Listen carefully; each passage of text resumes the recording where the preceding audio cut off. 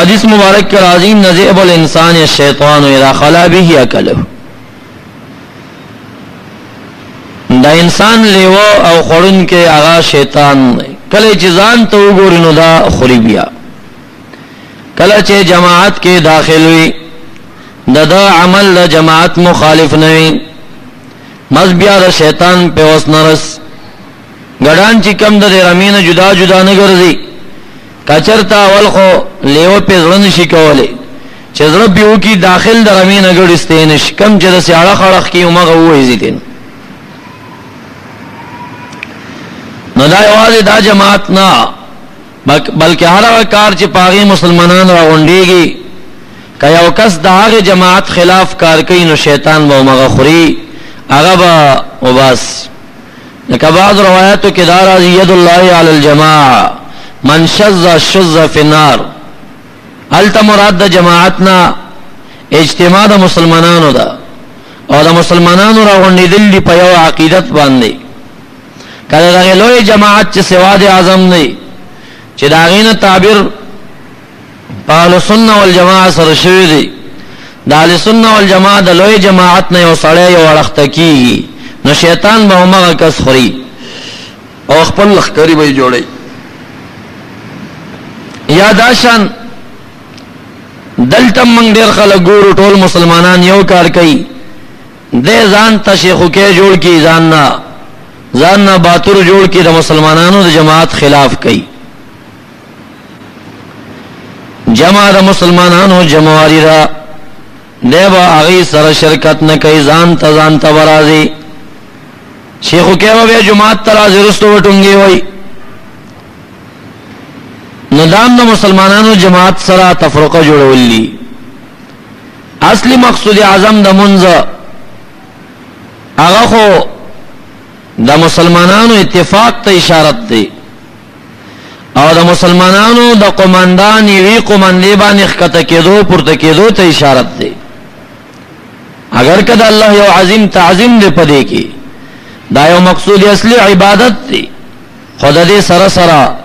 مسلمان ته دې ټریننګ ورکړي چې تاسو جهادي قومندان با تاسو ته یو आवाज کوي لکه اوس چې د امام په یو الله اکبر سجدو ته ځي پروتونه کوي، په یو आवाज پورته کېږي، په یو आवाज سره صفونه برابرېږي، کو ګوګ در کې سو کولاړ نه د جهاد په صفوف کې د دین تاسو باید عقل نه کار واخلئ، بیا د قومندان مخالفت چرتاونه نه دا ټریننګ او د انسان د وجودم ټریننګ ورکشتا. یو انګریز ایمان وروړو نو انګریزان او دا يهوديان کافران غیر زیات ورزشونه کوي، مسلمان خو ورزش نه کوي،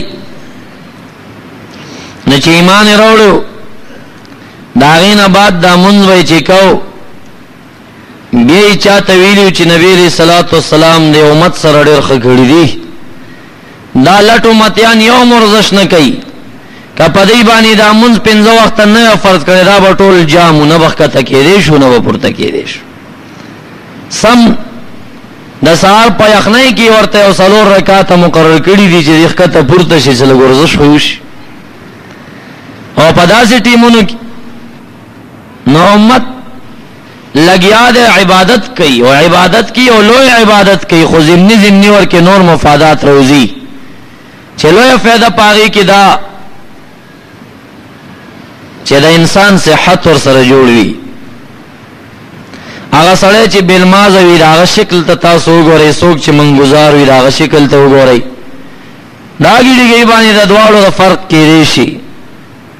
بلماز انسان بد شکل مرضی صحتمند بنوي او چې کم منګزار دی او څومره چې زیات منځونه کوي تهجدونه کوي دا تندې ته ګورم تندې به ډېر روښانه ډېر په پړقېږي د مانځه آثار هغه په تندې کې روزي، خو آثار تورواله نه دي، خاص پینواله ورنا ده. ځینې جاهلان اثر د سجدین تورواله واخلي نه ځان ته تندې مسخه کې ته کتوره ټاپه په جوړه کی، دا بیا د خوارجو نه خدا نه بیکار علامه ده. د چا په تندو کې چې تورې ټاپې جوړي وي ای دی خدای ته زاریو کی دعاګانې دیو کی چې الہ زمانہ دا مردار د جهنميانو نه خورګه کا دا بیکار سیز زمانہ تنجنو باسا سیماهم فی وجوههم من اثر السجود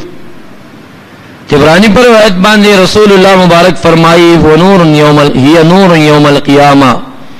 دا نه چې آیت کې راغلی دا د قیامت په ورځ یو رڼایي ده چې د منګزارانو د تندو د مخ نه برنا خيږي هغه رڼا مراد رسول الله مفسر اعظم للقرآن هغه سیمان رڼا یوم القیامه خلی او دې خود ساخته مفسرین د سیمان چې کوم نه تندې تور ټاپه واخست تورواله په یو ځکم د مسلمان نه خنشي کېده